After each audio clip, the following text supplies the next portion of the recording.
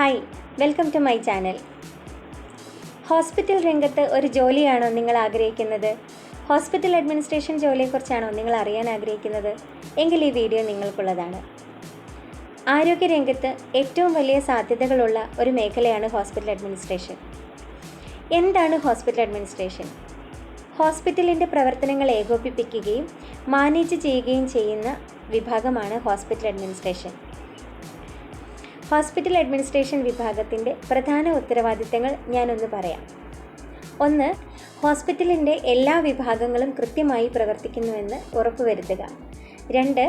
ഡോക്ടർമാരും നഴ്സുമാരും മറ്റ് ആരോഗ്യ പ്രവർത്തകരും സുഗമമായി പ്രവർത്തിക്കാൻ അവരെ സഹായിക്കുക. 3. രോഗികൾക്ക് മികച്ച സേവനം നൽകുന്നുവെന്ന് ഉറപ്പുവരുത്തുക. 4.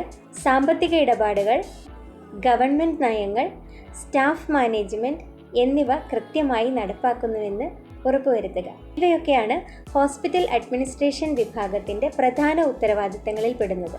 ഹോസ്പിറ്റൽ അഡ്മിനിസ്ട്രേഷനെക്കുറിച്ച് ചെറിയൊരു വിവരണം നിങ്ങൾക്ക് നൽകാൻ സാധിച്ചു എന്ന് വിചാരിക്കുന്നു. കൂടുതൽ വിവരങ്ങളുമായി അടുത്ത വീഡിയോയിൽ നമുക്ക് കാണാം. എൻ്റെ ചാനൽ സബ്സ്ക്രൈബ് ചെയ്യുകയാണെങ്കിൽ മാത്രമേ ഞാനിടുന്ന വീഡിയോയുടെ നോട്ടിഫിക്കേഷൻസ് നിങ്ങൾക്ക് ലഭിക്കുകയുള്ളൂ. ഒരു പ്രധാന കാര്യം പറയാനുള്ളത്, ജൂൺ ജൂലൈയിലാണ് ഓൺലൈൻ ഹോസ്പിറ്റൽ അഡ്മിനിസ്ട്രേഷൻ കോഴ്സ് ആരംഭിക്കുന്നത്.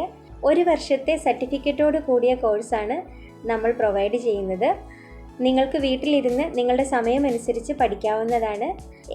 ഓൺലൈനായി തന്നെ നിങ്ങൾക്ക് എഴുതാവുന്നതാണ്. കൂടുതൽ വിവരങ്ങൾക്ക് ഈ വീഡിയോയുടെ താഴെ ഞാനൊരു ലിങ്ക് കൊടുക്കുന്നുണ്ട്. വാട്സപ്പ് കമ്മ്യൂണിറ്റിയുടെ ലിങ്കാണത്. ജോയിൻ ചെയ്യാൻ താല്പര്യമുള്ളവർക്ക് വാട്സപ്പ് കമ്മ്യൂണിറ്റിയിൽ ജോയിൻ ചെയ്യാവുന്നതാണ്. അതിലൂടെ നിങ്ങൾക്ക് കൂടുതൽ വിവരങ്ങൾ ലഭിക്കുന്നതാണ്.